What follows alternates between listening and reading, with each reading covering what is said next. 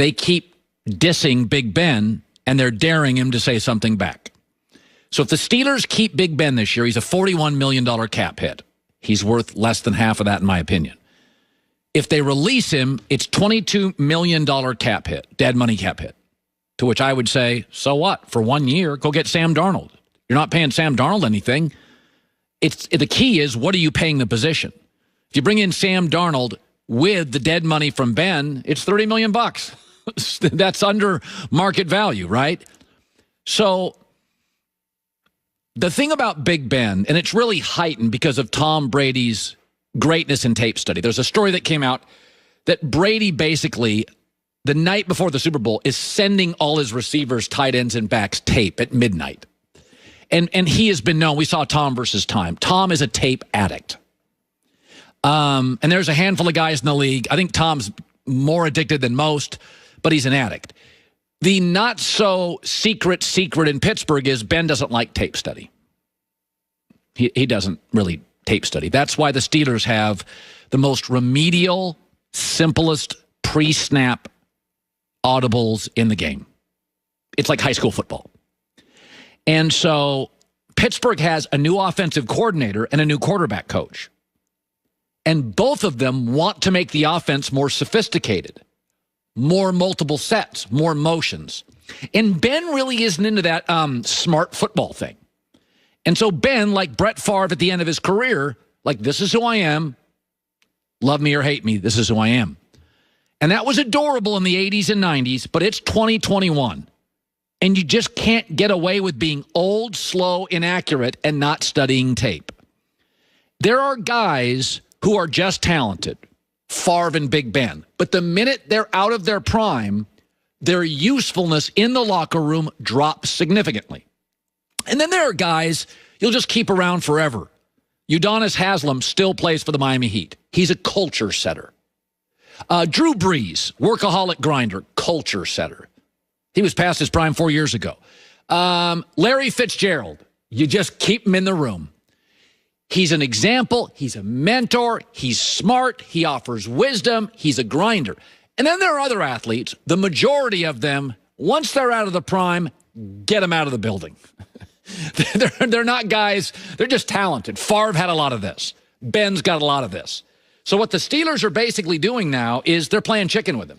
They're leaking all these stories. They let it be known. We're ready to move. And I think it's the smart move. You cannot afford to pay Big Ben $41 million. Absolutely cannot afford to pay him $41 million.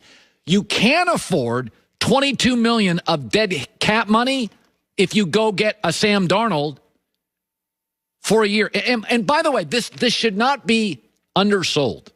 The idea that Pittsburgh will go off the rails without Big Ben. Big Ben has missed 41 games with the Steelers. You know what their record is? 23-18. A couple years ago, they went 3-3 with something called Duck Hodges and 5-3 with Mason Rudolph. You think they can't move the football? They can't play without Big Ben? They're playing chicken with him, and I'm here for it. Joy Taylor with the news. No. Turn on the news. This is the Herdline News. Let's talk about Dak Prescott's contract, shall we? Oh, let's play. I love that story. It never gets old. Well, and it never ends. The window to begin applying the franchise or transition tag to NFL players opens today. Yes, for March 9th. You got about a week, right? Yes. So last year, the Cowboys failed to sign Dak Prescott to a multi-year contract. They're reportedly optimistic that they'll have a different outcome this time around. They are looking to work out a long-term deal before the March 9th deadline to apply the tag. However, another report says that the two sides have talked, but nothing meaningful has come from it. There's certain things I need to find out in sports. Like, I need to find out all of the inner workings of the Patriots dynasty. Oh, it's fun. And, how all that unfolded. I love it. This contract, I don't know if we'll ever actually get the real story for what's going on here, but it just feels like we've been talking about this for so long, and I don't get it. Dak doesn't want a long deal. He wants a 4-year deal. The Cowboys want a 5-year deal because of the money. What are you doing? Like, you don't talk about playing chicken. They're going to pay Dak $37.7 million on the tag this year, and then he's going to hit the open market next year. And you know what Dak's going to do in the open market? Whatever he wants. Dak is a winner. Other than this injury, he's always available. What are they without him? They went 4-7 without him last year. Like, you're talking about Duck Hodges and Mason Rudolph. Steelers were kind of still okay. Now, I don't think Mason Rudolph is the answer, and certainly Duck Hodges isn't, but what are the Cowboys going to do? Like, what is your plan? Well, it's interesting because you can franchise one guy, and if you pay him $37 million, you're kind of trapped for a year for an organization that has multiple holes, most on defense. So, or you can sign him to a longer deal and largely manipulate the cap.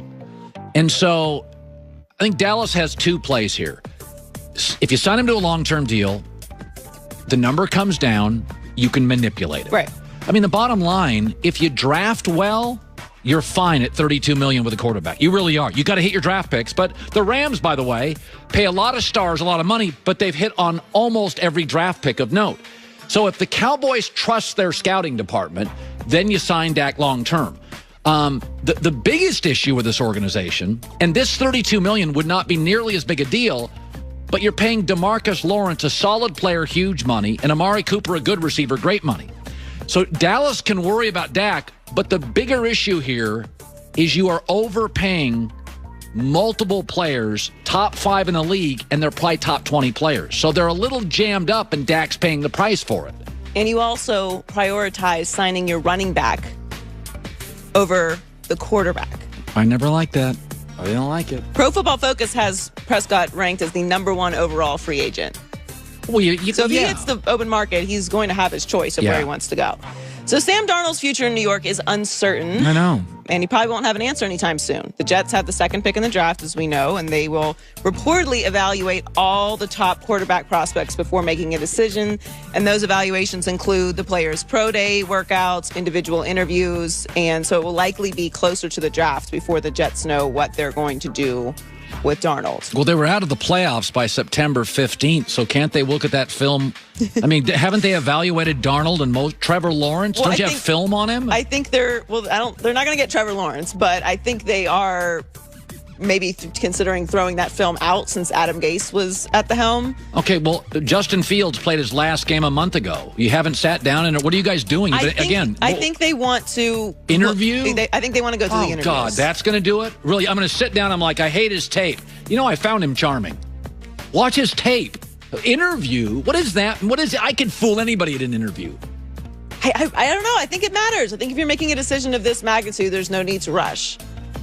Maybe you stick with Sam Darnold, and maybe it's time to move on. Johnny Manziel was great in his interview. But that doesn't mean anything to me. Was he?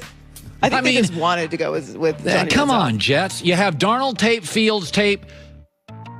What? I mean, I don't understand this. What game are you playing I here? think they're taking their time to evaluate the situation before they go into the draft, and maybe they're waiting for other offers. Is BYU playing games from now until April? Is Ohio State got some more? I don't know. They need more research. They need to see what their work ethic is, and what their personality is. Make 4 their calls. Leaders in the locker room. I don't know. Phones still work. Make calls. Cam Newton is set to become a free agent and could be on the market and on his way out of New England. Although much was made about his relationship with Bill Belichick throughout last season, Cam has nothing but respect and admiration for Belichick. I think Bill Belichick is the most misunderstood person in all of sports. 100%, 1,000%. He dope as Yeah. He is a cool dude. He understands the game. He's like an historian of the game. Yeah. And for you to just sit down and chat with him, like, it's like, damn, like he's going back and he's got film, like literally teaching the game. It's quite an endorsement from Cam Newton there. I don't know what that interview was. I've seen 50 clips on that interview. It must have been a great podcast. Yeah, it's the I Am Athlete, Brandon Marshall podcast. I got a lot of play. That's like the 15th story we've done on that podcast. There were a lot of great. It's Brandon Marshall, Ocho Cinco. Yeah, it's a good interview actually, but that's a great endorsement for Bill Belichick, who's taken a lot of L's over the past year. Yeah, he's not generally described as dope as bleep, but I get what he's saying. I think that Cam appreciates what Bill is as a coach, what his style is. He talked more about it and talked about like the Patriot way and what all of that really means. And it's not really much different than what we've heard from everyone, but obviously this experience this year was very unique from the past 20 years where you've had Tom Brady. And he's basically saying, like, winning is the standard. Like, everything that you do there is about winning. It's not about your personality. It's not about your feelings. You know what? It's not about what you're going through. Like, at the end of the day, you got to do your job. I'm probably as critical of Cam as anybody in the national media. The last year, I like Cam Newton more than I've ever liked. First of all, that bratty kid, I am out on. All these interview clips have been great. Certain people age better. I think Cam was immature entering the league. I think he's kind of coming to terms with his football mortality, like his football career. And I think he's starting to appreciate things that he probably had so much talent early he didn't care about. Like, just give me the ball. I mean, that's his whole life. Junior college, high school, college, give me the ball. I mean, if you watch Cam at Auburn, he literally just, you couldn't stop him. Yeah, he's always been the best athlete. It was literally like he looked like Thanos or whatever these